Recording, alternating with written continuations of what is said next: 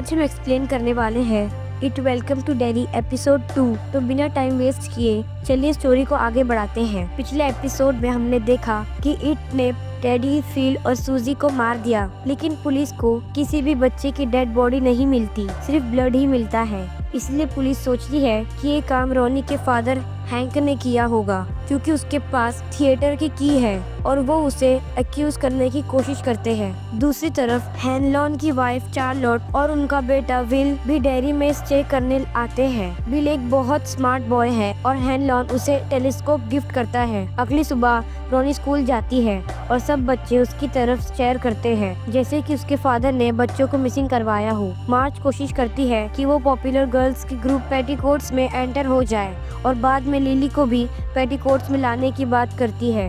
Lily गुस्से में कहती है कि उसके फ्रेंड्स यहाँ मरे हुए हैं और मार्च फिर भी गर्ल्स के ग्रुप में है। तभी विल क्लास में आता है। आज उसका फर्स्ट डे था और वो थोड़ा लेट है। सब बच्चे उसकी तरफ इस तरह देखते हैं जैसे पहली बार कोई ब्लैक बॉय देखा हो। एक लड़का उसकी चेयर खींच देता है और गिरा देता है। यहाँ हेनलॉन को पता चलता है कि जो उस पर मास्क पहनकर अटैक किया था कल रात, वो एक्चुअली मास्टर्स था, वही ऑफिसर जो कल उसे सैल्यूट नहीं किया था।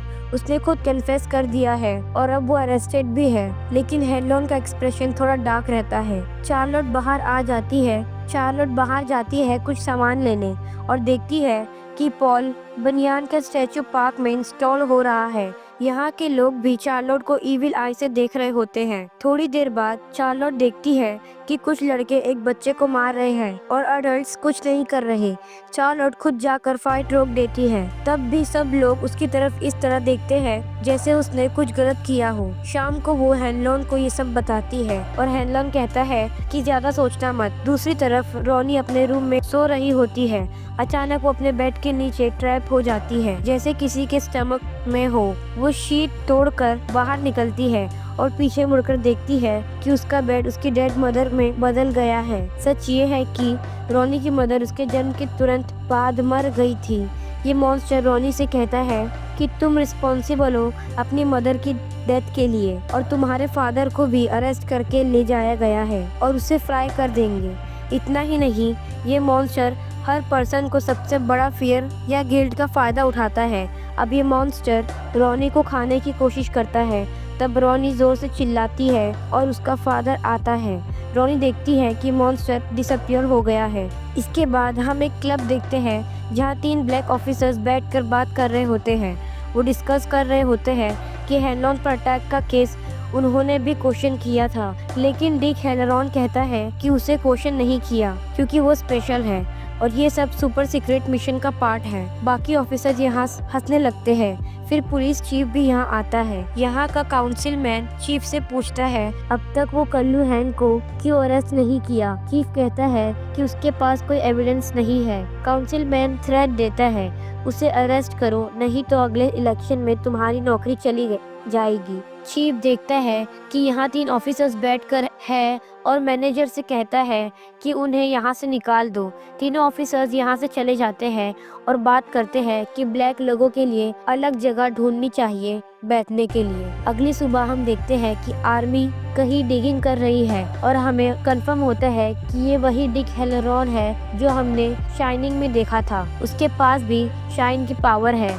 इसके हेल्प से आर्मी कुछ ढूंढने की कोशिश कर रही है जो अब तक नहीं मिला। हम कुछ नेटिव अमेरिकन्स भी देखते हैं जो दूर से इस एक्सकेवेशन को ऑब्जर्व कर रहे हैं। लंच टाइम में रोनी लिली से मिलने आती है और कहती है कि इट ने कल उस पर अटैक किया था और बोला कि पुलिस उसके फादर को अरेस्ट कर लेगा। लिली कहती है ये नहीं होगा, मैंने पुलिस को बता दिया है कि तुम्हारे फादर ने कुछ नहीं किया।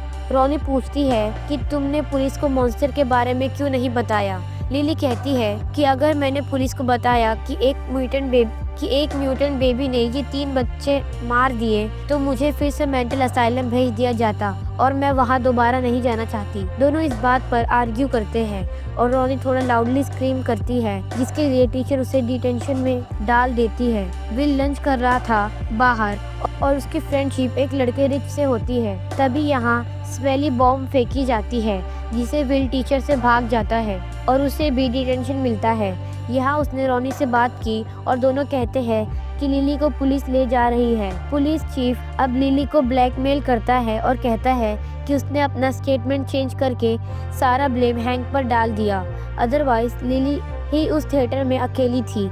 शहर के सब लोग लिली को थोड़ा क्रेजी मानते हैं, इसलिए हो सकता है कि लिली ने ये 3 बच्चे नहीं मारे, पर फिर भी लिली को मेंटल असाइलम भेजना पड़ेगा। लिली रोती हुई कहती है कि वो दोबारा मेंटल असाइलम नहीं जाना चाहती। चीफ फिर पूछता है, तुम श्योर हो कि तुमने हैंक को थिएटर में नहीं देखा? और अब लिली अपना स्टेटमेंट चेंज कर देती है, मैं नहीं जानती कि और कौन वहाँ था। इसके बाद रॉनी के फादर हैंक को पुलिस अरेस्ट कर लेती है। रॉनी लिली के घर जाकर चिल्लाती है, कहता है कि उसने उसके फादर को ट्रैप किया।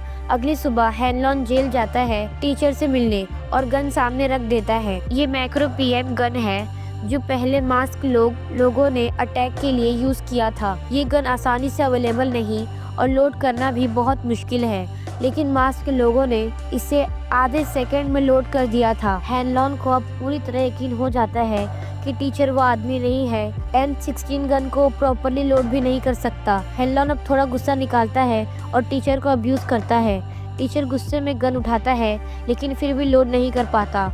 इससे हेनलॉन का सस्पिशन अब बिलीफ में बदल जाता है। हेनलॉन ये बात जनरल शॉ को बताता है, मैंने गलत आदमी को जेल भेज दिया, टीचर ने अटैक नहीं किया, मैं इस बारे में टॉप को रिपोर्ट करूंगा। जनरल शॉ हेनलॉन को सच्चाई बताता है, हमने सिर्फ तुम्हें अटैक करवाया, असल में तुम्हारी ब्रेवरी और फियरलेसनेस टेस्ट करनी थी और तुमने ये पास कर लिया। वो कहता है कि कोरिया में हेनलॉन का दिमाग का एक हिस्सा इंजर्ड था जो फियर को प्रोसेस करता है। इसका मतलब हेनलॉन अब कभी नहीं डरता और ऐसे आदमी की तलाश थी जो बिल्कुल भी नहीं डरे।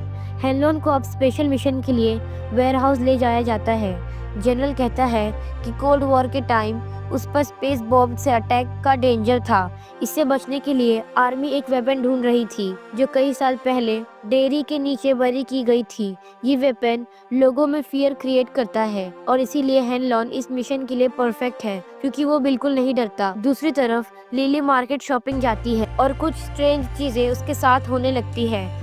लोग उसको अजीब नजर से देखते हैं और कहते हैं कि क्रेजी है। वो देखते हैं कि कॉर्नफ्लेक्स पर फिल, मैटी और टेडी के फेसेस बने हुए हैं। फिर वो पिकल सेक्शन से गिरती है और एक जार में अपने फादर की बॉडी पार्ट्स देख लेती है जो उससे बात कर रहे होते हैं। लिली वो जार तोड़ देती है और बाकी जार्स भी गिर जाते हैं जिनसे उसके फादर के पीसेस बाहर आते हैं और लिली की तरफ आते हैं। लिली अब लाउडली स्क्रीम करती है और देखती है कुछ भी वैसा नहीं था। असल में लिली ने बस पिकल जार तोड़ दिया था। हेनलॉन को अब स्पेशल मिशन के लिए ले जाया जाता है। जनरल कहता है कि ये वेपन कोल्ड वॉर के टाइम बरीड की गई थी जो लोगों में फियर क्रिएट कर सकती है। हेनलॉन के पास फियर का एक्सपीरियंस नहीं, इसीलिए वो इस मिशन के लिए परफेक्ट है। आर्मी को सिर्फ बीकन्स के आसपास क्लू मिला है। अगर बीकन्स मिल जाते हैं तो वेपन का लोकेशन भी पता चल जाएगा। फिर आर्मी को एक्सकेवेशन में कुछ मिलता है। वो वहां जाते हैं और देखते हैं एक ओल्ड कार मिली है जिसमें कुछ लोगों के स्कल्स पड़े हुए हैं। दूसरी तरफ लिली को जूनिपर हिल्स मैड हाउस से निकालने के लिए मदद मिली और सुपरमार्केट में जो हुआ शायद वो भी इसी वजह से था। और इस एपिसोड का यही एंड होता है।